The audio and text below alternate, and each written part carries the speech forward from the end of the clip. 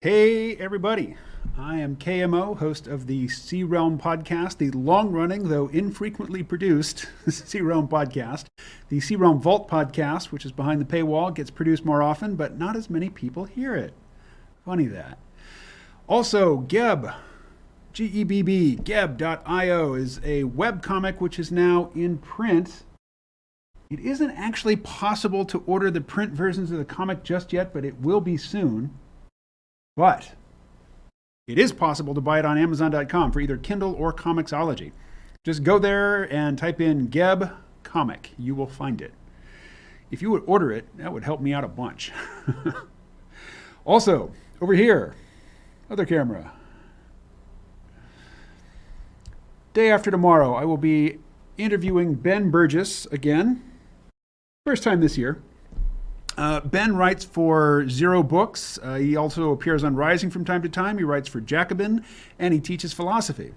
He's definitely a leftist. He is totally on the left, but you don't have to be a right-wing nut job to understand that cancel culture is dumb. It's counterproductive to the goals of the left. And as Ben argues in the book, and I think he makes a pretty good case for it, really it's a symptom. You might say it's a pathology of powerlessness. You know, the left eats itself. It picks on its own members. It forms up the circular firing squad because its members don't really have much intuitive belief that they could actually change anything significant. All they can really do is perform virtuosity, or not virtuosity, I suppose, moral virtuosity. They can make public performances of moral virtue for one another. And the most exciting way to do that is to pick one of the litter and rip him to pieces, or her, as the case may be, or they, or them, or, whatever. Hikane says, did we ever get your thoughts on Godzilla vs. Kong? Okay, yes. You think you did, but I'll say them again. It's pretty, it's fun, it's dumb as a bag of rocks, it has big-ass plot holes in it, but I enjoyed it. I watched it twice. And when the plot holes came around, I was like, nah, I don't hear you. I liked it. A lot of the human characters, completely unnecessary, but, big lizard, big monkey punching and blowing fire and all that stuff. It's expensive. Much cheaper to put actors in front of cameras and have them go jabber for a little while to fill time. And then, save the big special effects extravaganzas for those, those climactic moments. it provided what I was wanting from it. That's all I'll say. What else? Computer, wake up. Worst of the trilogy, in my opinion, says Hikane, least amount of big monsters. I'd say the first one had the least amount of big monsters. The second one definitely was replete with big monsters. This one provided us big monsters in the daytime, which, if you remember, like going back to the 90s, the Roland Emmerich version of Godzilla, we only ever got to see the monster at night. And if you look at it now, I mean, the CG is pretty dated. Will today's CG look dated in 5 years? I don't know. I don't think it's a universal. Like, if you look back at Walking with Dinosaurs, which was a BBC documentary from the 90s, that still looks great. I mean, you can see that you can see the limitations they were struggling against, but the lighting, the atmospheric perspective, the animation, it all looks amazing. And it's very well integrated into a photographed background. Jurassic Park, I mean, you can see it. It's not flawless. It hasn't aged perfectly, but it's aged well. I mean, it's like Brad Pitt. I mean, yeah, he's older, but he still looks great. So, anything else? Questions? Hit me with questions. I don't think we have people in the chat yet. All right. Well, I'll talk about what you saw on screen here. Let's put it back up on screen. There you go. 1 day, 21 hours, 56 minutes, and 1 second until my first NFTs drop. And I'm not making them at all. This is the grand thing about all this. I struggled trying to make NFTs, and then once I thought I had the process down, I realized, man, making them with Ethereum is crazy expensive. They wanted like $80 to $100 to mint one NFT. And then somebody wrote to me and they said, hey, Kamo, you should check out Cardano. It's a lot cheaper. And minting NFTs should be a lot cheaper. And I went and I did it on one site, and I spent like $9 to mint my first NFT. And then I found another site which had what they call a white glove service. Here, let's see. It's this site right here. CardanoNFTsales.io, or if you type in CardanoArtist.io, it'll take you here. And the header says NFT.atelier. Atelier is a fancy European word for an artist studio. Anyway, they have what they call their white glove service. Where is it? Let's see. Well, somewhere on here. They just talk about their white glove service, which means, man, you the artist. Oh, here we go. Free. For the time being, you can mint your NFTs for free on this site. Available for a limited time only. Seller only needs to cover the space dust. Private payment address for buyer to use, or their traditional listing, they ask for 5%, or this is the white glove service. Projects of all sizes. We don't mint until you're 100% happy with the end product.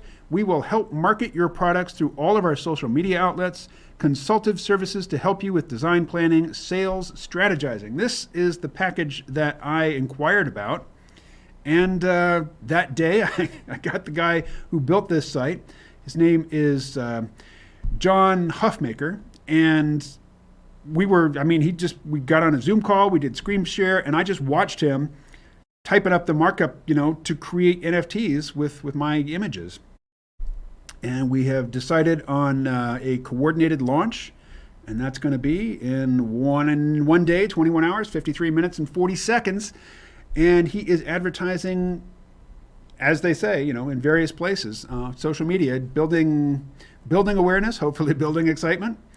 Because I don't want to sound like a grump here, but I've seen a lot of NFTs that, you look at them. I mean, I've seen some cool ones. For sure, I've seen some cool ones. But I've seen a lot that it's like, does this need to exist? I mean, clearly you needed an image in order to mint this NFT, and what you really wanted to do was mint an NFT, but the image really just seems, pro forma. It seems like a placeholder. So, what I draw, I mean, not the best artist in the world. I don't imagine that I am by any stretch, but I am doing it for purposes of self-expression, and I am doing it to improve my skills. I also do it for money, but it's a passion.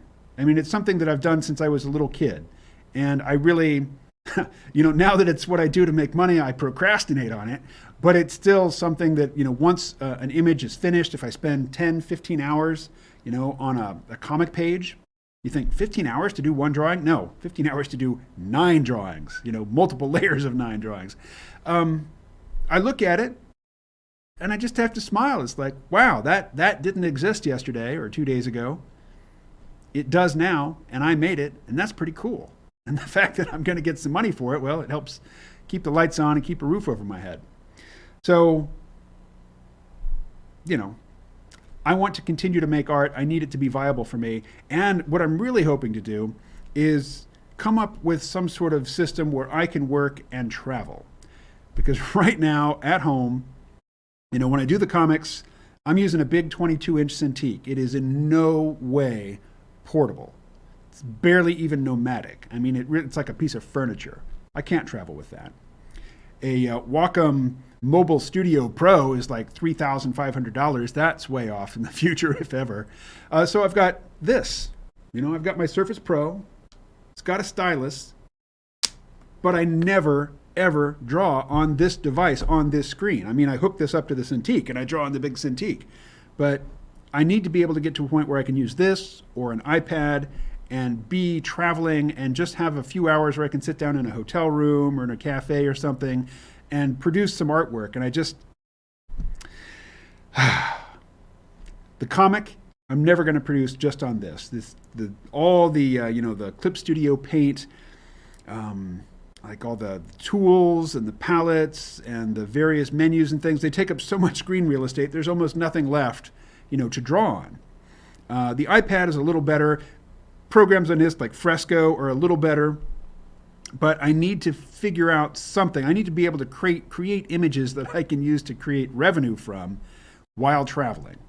And it's most likely not going to happen with the Geb webcomic. It's too visually intensive for me to work with all of it on a tiny screen and have room to draw. So anyway, I'd say I'm not pimping for Cardano NFT sales, but really I am, because they're pimping for me. So it's a reciprocal agreement.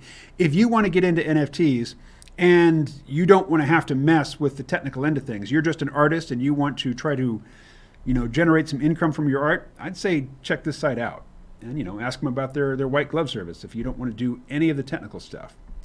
So, Colin, go back to the laptop here. One thing about Cardano, check this out. Bitcoin, $55,000 per coin. Ugh. I have a laptop at home that I cashed out multiple coins to pay for. It's like a $150,000 laptop. Ethereum, wow, I bought some Ethereum just a few weeks ago. It was like $1,300. Here it is up at $2,600. It's climbing crazy. Cardano, $1.30. Is it going to explode? Well, if it's a lot easier, if it's a lot cheaper, if it is more versatile in creating NFTs and NFTs stay popular, I think it will be going up considerably. So now might be a good time to get some.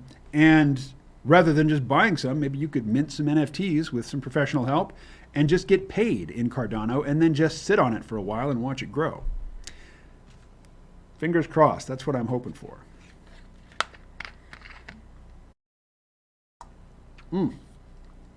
Still nothing in the chat. This is where I say, is this thing on? I suppose I should be streaming more often. All right, well, what else is going on? Glenn Greenwald. I really enjoy reading his stuff these days. And his most recent piece is about somebody, gosh, what's her name? I forget her name, who just graduated up to a position on CNN. And she's somebody who has just been, a mouthpiece for every unhinged Russia story, Russiagate story.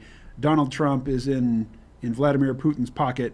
Every story, no matter how, devoid of evidence, no matter how just on the face of it dumb, she has, with a straight face, pimped for the last several years. And, she's been failing upwards, getting journalism wrong at every turn and getting promoted and getting more, exposure, influence, and money at every turn. Let me find that. Let's see. Let's go. Glenn Greenwald. CNN's reporter. CNN's new reporter, he puts in scare quotes, Natasha Bertrand, is a deranged conspiracy theorist and scandal-plagued CIA propagandist. Here, let me find this over here. Let's go.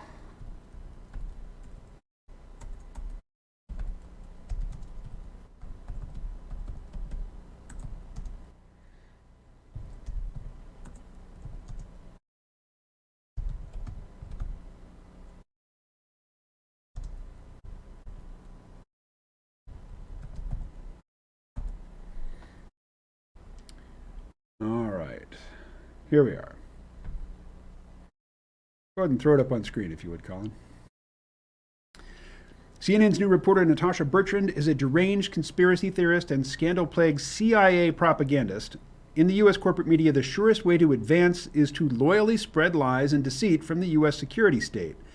Bertrand is just the latest example. And here she is with, what's her name?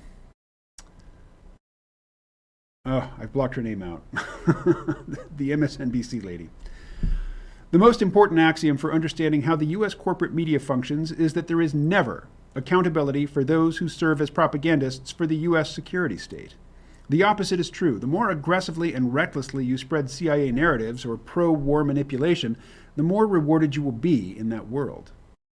The classic case is Jeffrey Goldberg, who wrote one of the most deceitful and destructive articles of his generation, a lengthy New Yorker article in May of 2002, right as the propagandistic groundwork for the invasion of Iraq was being laid, that claimed Saddam Hussein had formed an alliance with al-Qaeda and Osama bin Laden. In February 2003, on the eve of the invasion of Iraq, NPR host Robert Siegel, you recognize that name, right? Robert Siegel. I've been listening to Robert Siegel for decades. Devoted a long segment to this claim. When he asked Goldberg about a man named Abu Massab al-Zarqawi, Goldberg replied, he is one of several men who might personify a link between Iraq and al-Qaeda. Needless to say, nothing could generate hatred for someone among the American population just 9 months away from the 9/11 attack more than associating them with bin Laden. 5 months after Goldberg's New Yorker article, the U.S. Congress authorized the use of military force to impose regime change on Iraq. 10 months later, the U.S. invaded Iraq, and by September 2003, close to 70% of Americans believed the lie that Saddam had personally participated in the 9/11 attack. Here's a screenshot from that article. So, of course, now Goldberg's reputation must be just in the toilet if he hasn't, been imprisoned for the lies, which helped get the U.S. into a decades-long war that has cost the lives of, hundreds of thousands of Iraqis and thousands of U.S. servicemen and women? Of course not. Back to Glenn Greenwald. Goldberg's fabrication-driven article generated ample celebrity media attention and even prestigious journalism awards. It also led to a great financial reward and career advancement. In 2007, The Atlantic's publisher David Bradley lured Goldberg away from The New Yorker by lavishing him with a huge signing bonus and even sent exotic horses to entertain Goldberg's children. Goldberg is now editor-in-chief of that magazine, and thus one of the most influential figures in media. In other words, the person who wrote what is arguably the most disastrous article of the decade was one most rewarded by the industry, all because he served the aims of the U.S. security state and its war aims. That is how U.S. corporate journalism functions. All right. Not sure I should continue. Let me check the chat. Is anybody there? Hikane's there. Can confirm, watching on Outta My Head YouTube. So, yes, this thing is on. All right, so we'll continue. Another illustrative mascot for this lucrative career path is NBC's national security correspondent, Ken Dilanian. I bet that's it, Dilanian. In 2014, as you can tell, I don't watch any TV news except Rising, and a bit of Al Jazeera, I will admit. In 2014, his own former paper, the Los Angeles Times, acknowledged his collaborative relationship with the CIA. During his stint there, he mimicked false claims from John Brennan's CIA that no innocent people were killed from a 2012 Obama drone strike, only for human rights groups and leaked documents to prove many were. A Freedom of Information request produced documents published by The Intercept in 2015 that showed Delanian submitting his reporting to the CIA for approval in violation of the LA Times' own ethical guidelines, and then repeating what he was told to say. But again, serving the CIA, even with false reporting and unethical behavior, is a career benefit in corporate media, not an impediment, and Delanian rapidly fell upward after these embarrassing revelations. He first went to Associated Press, then to NBC News, where he broadcast numerous false Russiagate scams, including purporting to independently confirm CNN's ultimately retracted bombshell that Donald Trump Jr. obtained advance access to the 2016 WikiLeaks archive. Alrighty, there he is. Doesn't he look happy? Well, his career is going great. Why wouldn't he be happy? On Monday, CNN made clear that this dynamic still drives the corporate media world. The network proudly announced that it had hired Natasha Bertrand away from Politico. In doing so, they added to their stable of former CIA operatives, NSA spies, Pentagon generals, and FBI agents a reporter who has done as much as anyone, if not more so, to advance the scripts of these agencies. Bertrand's career began taking off when, while at Business Insider, she abandoned her obsession with Russia's role in Syria in 2016 in order to monomaniacally fixate on every last conspiracy theory and gossip item that drove the Russiagate fraud during the 2016 campaign and then into the Trump presidency. Each month, Bertrand produced dozens of Russiagate articles for the site that were so unhinged that they made Rachel Maddow, that's whose name I couldn't come up with earlier, look sober, cautious, and reliable. In 2018, it was Jeffrey Goldberg himself, knowing a star CIA propagandist when he sees one, who gave Bertrand her first big break by hiring her away from Business Insider to cover Russiagate for The Atlantic. Shortly thereafter, she joined the queen of Russiagate conspiracies herself by becoming a national security analyst for MSNBC and NBC News. From there, it was on to Politico and now CNN, the ideal, rapid career climb that is the dream of every liberal security state servant calling themselves a journalist. Her final conspiratorial article for The Atlantic before moving to Politico is the perfect illustration of who and what she is. The Trump-Putin relationship as directed by the Kremlin. Why does the White House cede control of the narrative to the Russians? Natasha Bertrand and Anna Nemtsova. All right. I'm not going to continue. Here, let's pop back over to that. All right. So, last week, James Corbett got kicked off of YouTube. He got kicked off for good. Like, all of his videos deleted. He had a backup channel. So I think you can still see him on YouTube. But his main channel has been, it's been kicked off. What did they accuse him of? I'm not sure if it was the same thing that got me banned for a week, disseminating medical misinformation. Who knows? I think they probably just said he was propagating conspiracy theories. It's very interesting. I mean, I've known about James Corbett since, I don't know, like 2008 or so. But, I paid a little bit of attention to him back then. And just, I knew who he was. And I knew that he was definitely on the more respectable end of the conspiracy theory continuum. But I wasn't interested in that continuum at all. So I kind of tuned out for a very long time. And I guess it was, he did an interview with Thaddeus Russell. And I listened to that interview, and Thaddeus Russell starts off, in the intro to the interview, he says, 4 days after we recorded this interview, James Corbett and his entire channel were removed from YouTube. What do you think about that? And then he plays the interview, and James Corbett is, he's very sober. He's not making any wild claims. Mostly what he does is he just reads the public statements, from the people who think that they have the right to control the world and to control how you see the world. He's not making anything up.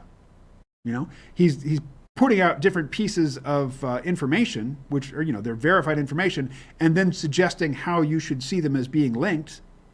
I guess that's the theorizing part. But he's got a great phrase, which I basically just started listening to him again when he got banned. So of course, being banned from YouTube, for somebody who is as diligent as Corbett is in terms of backing up his material elsewhere and telling his audience again and again, this is coming. I'm going to get kicked off of this platform. You definitely need to know how to find me on these other platforms. I don't do that because I'm just not that organized. But at the same time, if I got kicked off of YouTube, yeah, hundreds of videos that I have uploaded would be gone. But they're mostly just sort of seat of the pants interviews, not interviews at all. Most of them are not interviews. They're just me jabbering, like I'm doing right now, looking at a camera and running my mouth. And I wouldn't miss them, really. It'd be fun to look back at those things maybe 10 years from now and chuckle at, what I was obsessed with and what was clearly going on in the background, but I wasn't seeing it because I was caught up with other nonsense. That might be interesting. But he was really diligent, about making sure that his whole project was not dependent on YouTube. And I definitely want to do the same. But what I wanted to say was, he's got this great phrase. Whenever somebody calls him a conspiracy theorist, he turns around and calls them a coincidence theorist. It's like, all of these things, they just happen to line up in this particular order. They just happen to serve the power structure that exists. There was no collusion involved. There was no behind the scenes comparing of notes and, disseminating of talking points. It's just a coincidence. You're a coincidence theorist. Which is more likely? When it looks like there is collusion, when it looks like there is conspiracy, is it more likely that people conspired? Or is it more likely that events just sort of happened that way and to make it look like they conspired? Well, I'm saying this, I'm sort of teeing it up sarcastically, but I think one problem that, one pitfall for most conspiracy theorists, and I don't really see James Corbett falling into this, but I see it all over the place, particularly like in the QAnon sphere, is that people don't understand the idea of emergent behavior in complex systems. Or they don't seem to understand that people have class interests. And if everybody in a particular class is just advancing their own class interests, they're going to do things which give rise to emergent behavior in the system, which looks like coordinated effort, but isn't. But at the same time, we also know that people conspire all the time. Conspiracies happen. So I think, the conspiracies to ignore are the ones which are just really fanciful. The ones that are trying to pull in influences from way too many parties over way too long a period of time. Like, I'm just not concerned about the machinations of the Bavarian Illuminati because I don't think they've existed in the last century. All right. Looking at the chat once more. Anything there? No. Oh, my people, where are you? Hikane asks, what is disinformation and why did the media cling to that as a buzzword instead of falsehoods or lies? That's a great question. I don't know that I have an answer right off the top of my head, but let's rattle it around and see what falls out. Why say disinformation rather than just falsehoods or lies? I wonder what context disinformation most often comes up in. Let's just do the starting, you don't end on Wikipedia, but it's a good place to start. So let's go to Wikipedia and check out disinformation.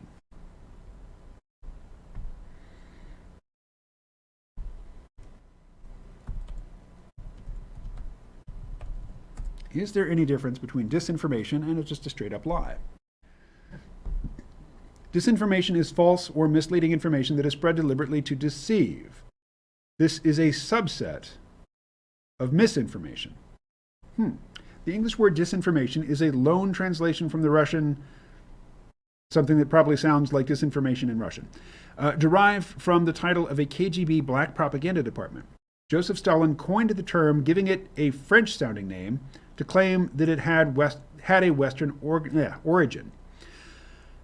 Russia Russian use began with the Special Disinformation Office in 1923. Disinformation was defined in the Great Soviet Encyclopedia as false information with the intention to deceive public opinion. Operation Infection was a Soviet disinformation campaign to influence opinion that the U.S. invented AIDS. The U.S. did not actively counter disinformation until 1980, when a fake document reported that the U.S. supported apartheid.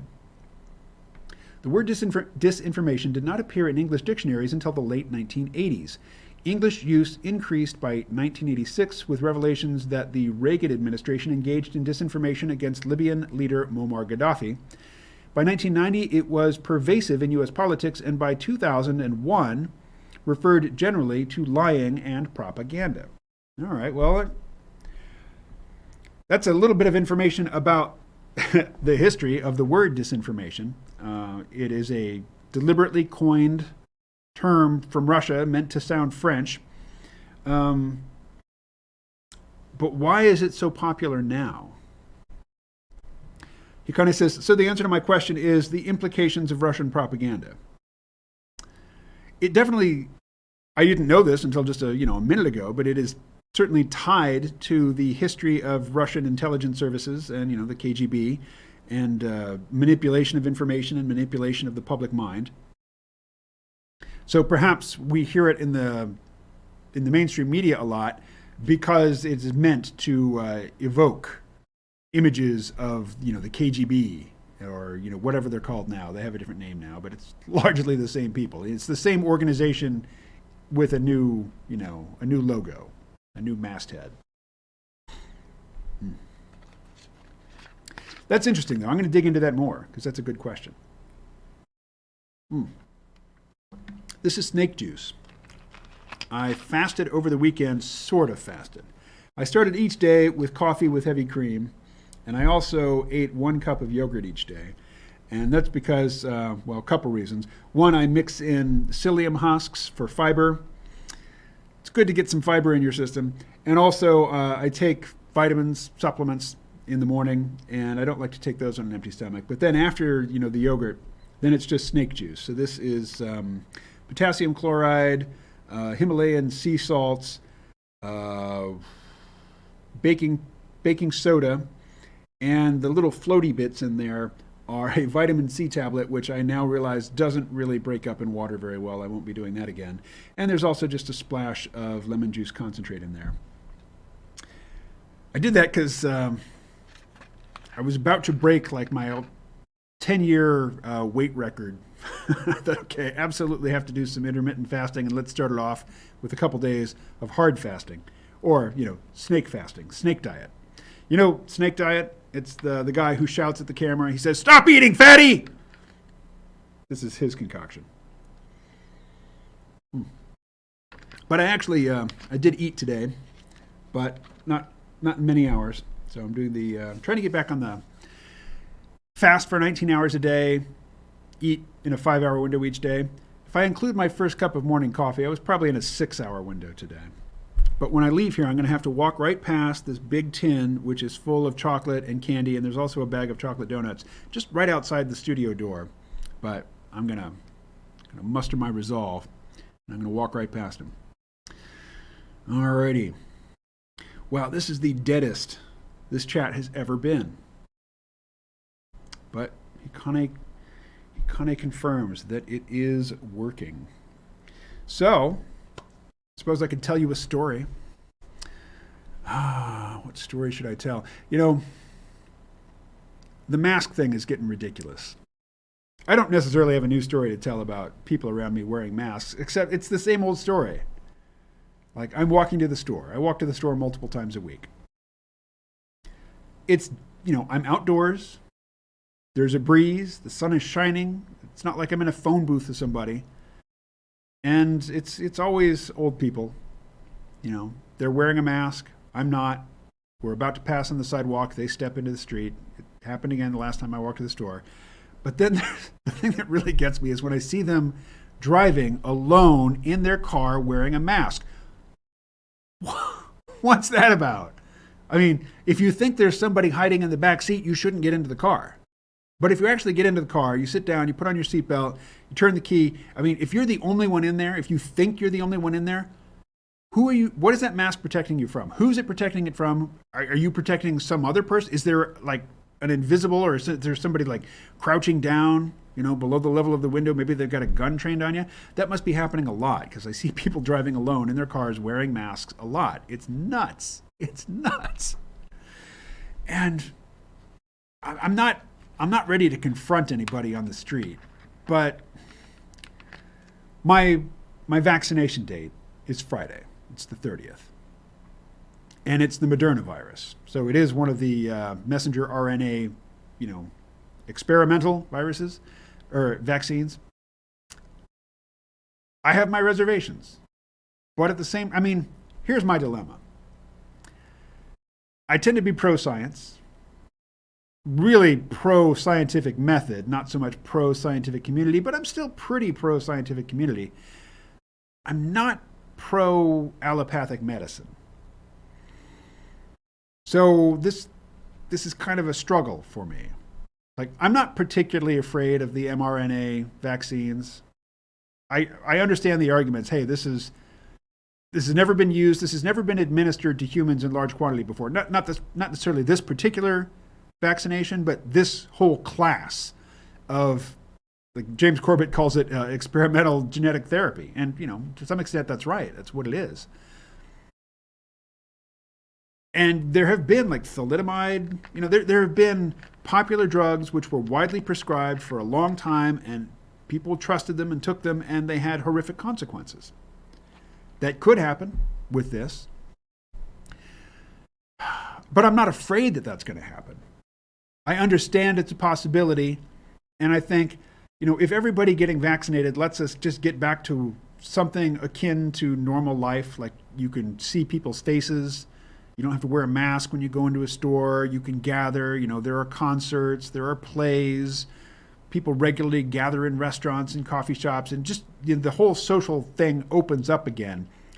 If most people getting vaccinated lets us do that, then I'll get vaccinated, fine. But this idea that we're all going to get vaccinated and still have to wear masks and still have to not gather and still have to be 6 feet apart at all times, and have all kinds of weird documentation, extra documentation to travel. What's the point of the vaccination then? I'm in no way. Hikane says, masks in cars to stop window licking.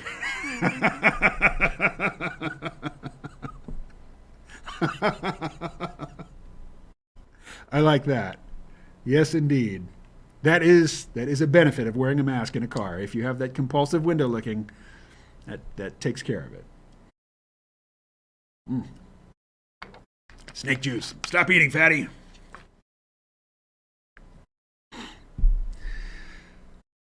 Where was I? Oh, yes. Science. People talk about science as if it's a thing. It's kind of a thing. It's an abstract thing. It's a methodology.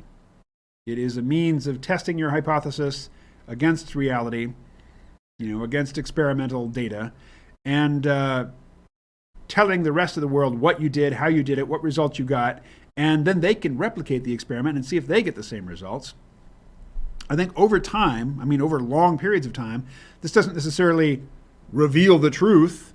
It doesn't provide a window into objective reality, but it creates a model which over time becomes closer and closer to objective reality, particularly in the domains that are of importance to us. Although, not only do we not know, I will never know. Scientists could figure it out pretty conclusively, and I will never understand it, most likely, what dark matter is. Not only do they not know what dark matter is, they don't know if it's like, dark matter comes in packets the size of stars or the size of, the smallest subatomic particle. They don't know. But it seems like, for our understanding of gravity to be consistent with observations of how the heavens move, of how fast galaxies spin and yet still hold together.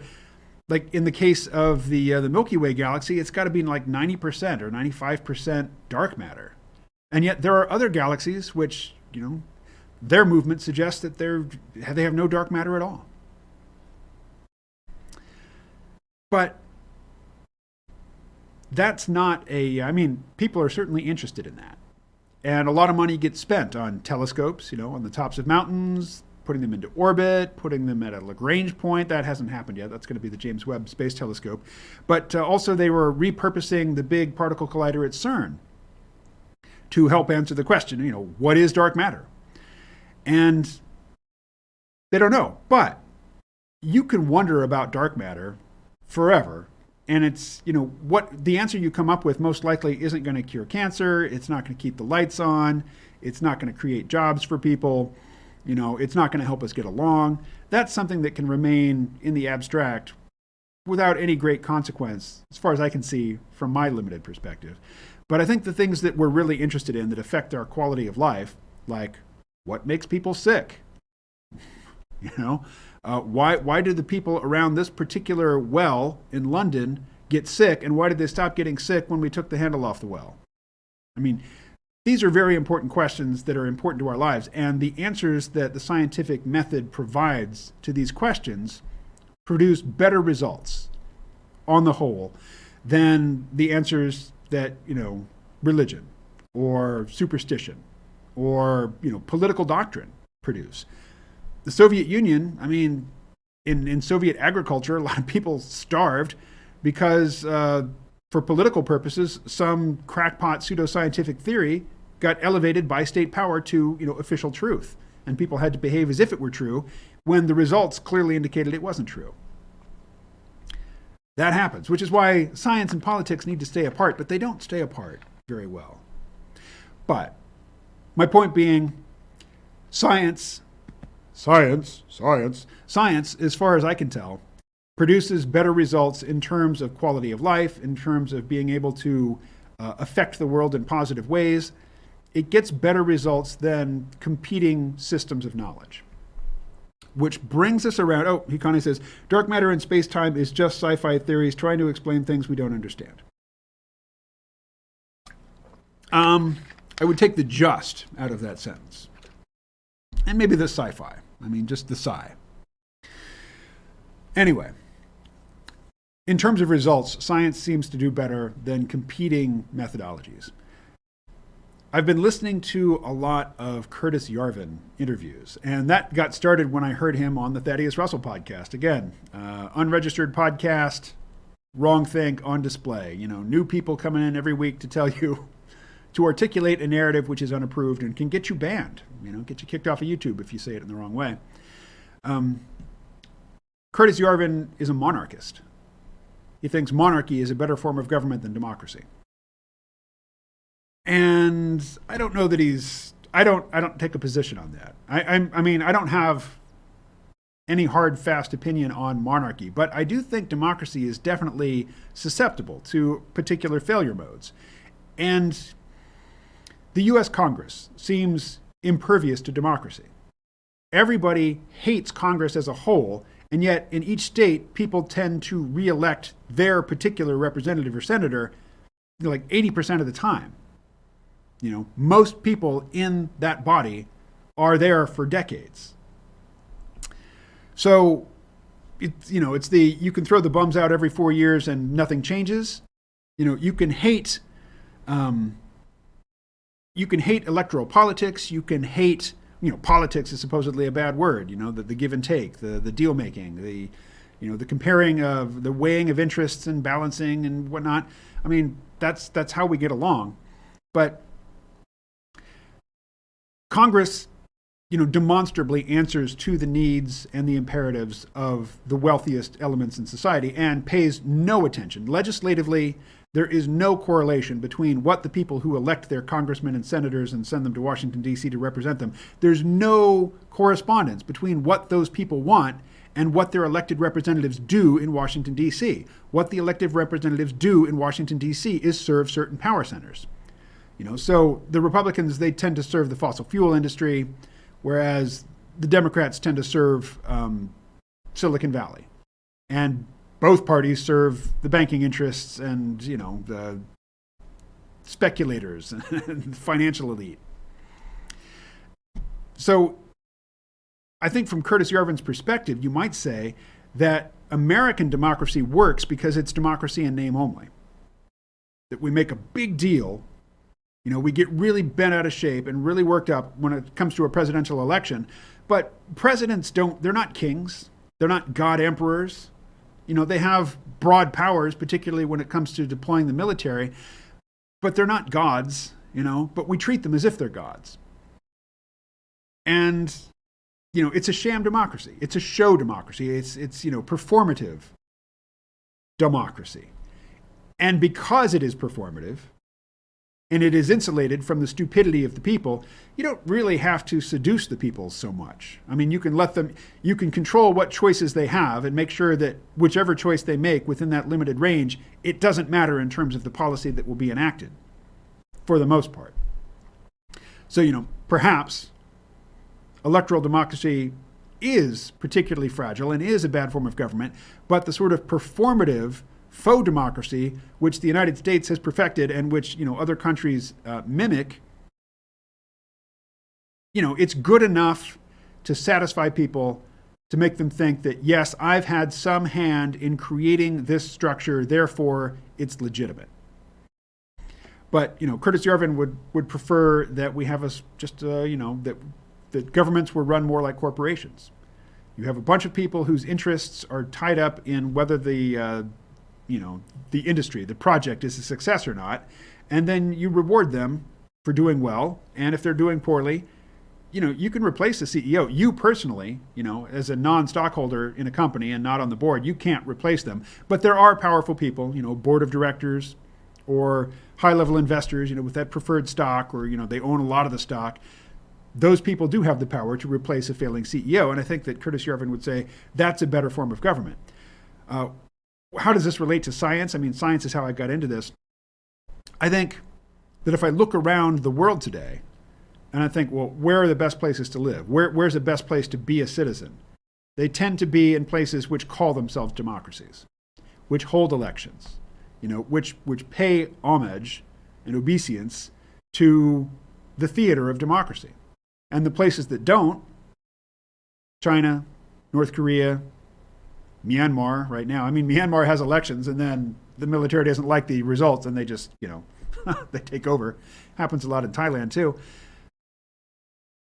I think that the places that call themselves democracy, they tend to have better outcomes than the places which just say, hey, we don't care about the will of the people. We, those in authority, make the decisions and the people will accept what we decide or we kill them. The worst case of that right now being North Korea. Given all of the criticisms of democracy which have come from the very first instances of democracy in ancient Greece and Athens, it is susceptible to plutocracy. It's susceptible to takeover by moneyed interests, but more frighteningly, it is susceptible to demagoguery. If the people are dissatisfied and a pretty talker gets up and inflames people's passions and then points out a scapegoat or starts a war, gets a country into a war because war is the health of the state, the person who can direct its citizens to go and die fighting, the citizens of some other nation, is performing his own power. That's just a demonstration of the leader's power. Hey, first is here, he says. I've already said it. Democracy may be fake, but among the choices which are actually seemingly on offer, I mean, the things that are actually being implemented and practiced right now, it seems to be fake but good, or fake but better than the alternatives.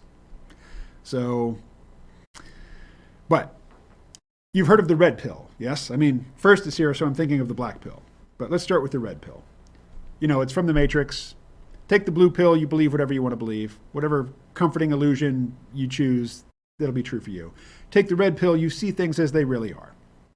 Well, Curtis Yarvin was the person who first coined, he borrowed that from the Matrix and coined it for, political purposes. You're red-pilled when you see through the lies of your society, particularly, the leftist worldview, and you see how things really are. And then other people, when they see, the idea is that you take the red pill, you see how things really are, and you gain special powers. This is a popular notion among pickup artists. Things are weird and bad right now between the sexes in the United States and the other countries which seem to emulate the United States, or, which seem to be fellow travelers with the United States. And if you take the red pill, you get women. You do well with women. But if you see how things really are, and you see that they're hopeless, and that even the pickup artists are really living pretty miserable lives, it's really just the really good-looking guys or the guys with a lot of money who are doing well with the women, then you've taken the black pill. So black pill is just nihilism, I think. Colin, are you a black piller? Shrugs. He shrugs. Curtis Yarvin is currently dispensing the clear pill. And he has supposedly 5 essays on the clear pill, but I don't think he's written them all. But these are on a site called AmericanMind.org. And the clear pill, part 2 of 5, a theory of pervasive error. So the clear pill basically, Curtis Yarvin is better for me in an interview format where he's talking to people conversationally, because in writing, I find his writing dense and needlessly ornate and very, very smug and kind of hard to get at. But as far as I can tell, what he's saying is, here, take this clear pill. You'll be happier. You'll know you've taken it when you decide that you're not a partisan for either major side anymore. And I'm not sure if the gray tribe, I don't know if he even addresses the gray tribe, but he's clearly talking about the blue tribe and the red tribe. The conservatives and the socially avant-garde, or whatever you want to call the blue tribe. Blue tribe is mostly just run-of-the-mill liberal, right? It's the extremes that are the avant-gardists. But if you're a clear pillar, you don't care. You are neutral, and it's an exercise, because most of us are going to gravitate to the red or the blue tribe. I'm particularly frustrated because my friends are mostly blue tribe, and I was certainly blue tribe for most of my youth, through college, I would say. Now I find the idiocy of the red tribe just as idiotic as the idiocy of the blue tribe, but it doesn't bother me as much because it's not as close to me. So, clear pill. Just as a thoroughgoing exercise in controlling your own thought process and your emotional attachments to things, you cultivate indifference, absolute, total neutrality. And I can't say that I can reproduce his prescription for how to achieve that.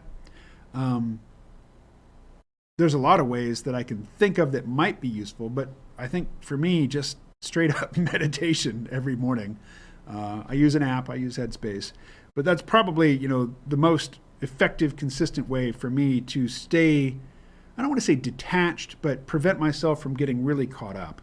In reading this book, a lot of this book is a recapitulation or a repackaging of that famous essay from 2013. Who is the author? He has since taken his own life. But the essay is Exiting the Vampire Castle.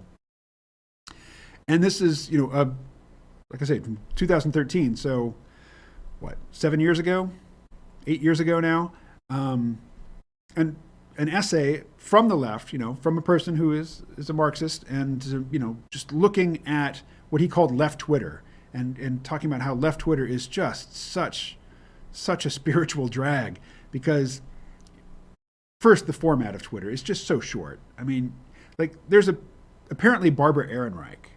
Barbara Ehrenreich, this famous, with decades of history of left activism.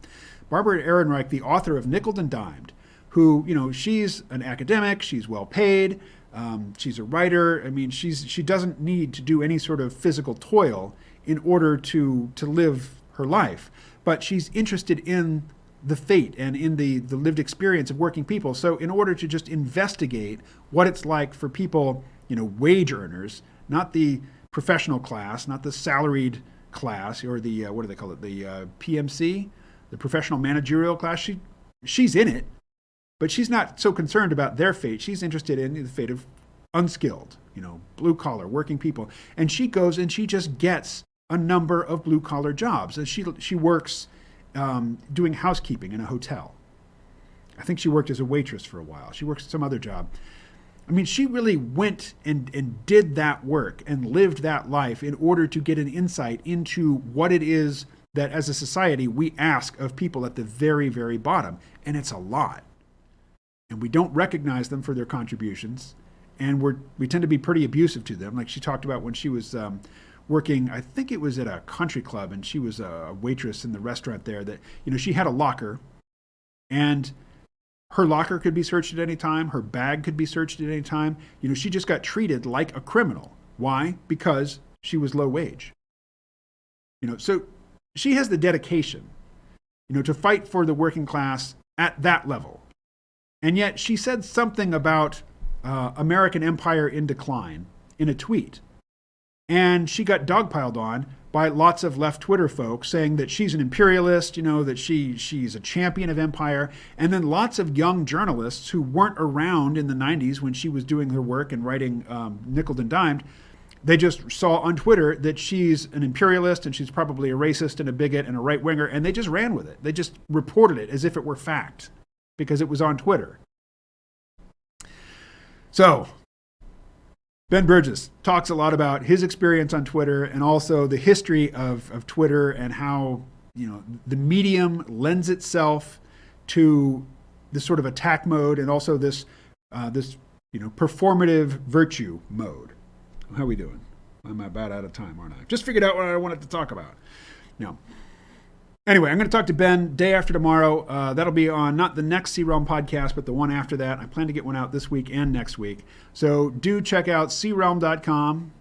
Or, if you're watching this, most likely you already listened to the C-Realm podcast. But in case I found somebody new, if the YouTube algorithm has, dropped a gram of mercy upon me and said, okay, here's a slight reward for your hundreds and hundreds of hours of YouTube content, we'll bring one or new people on.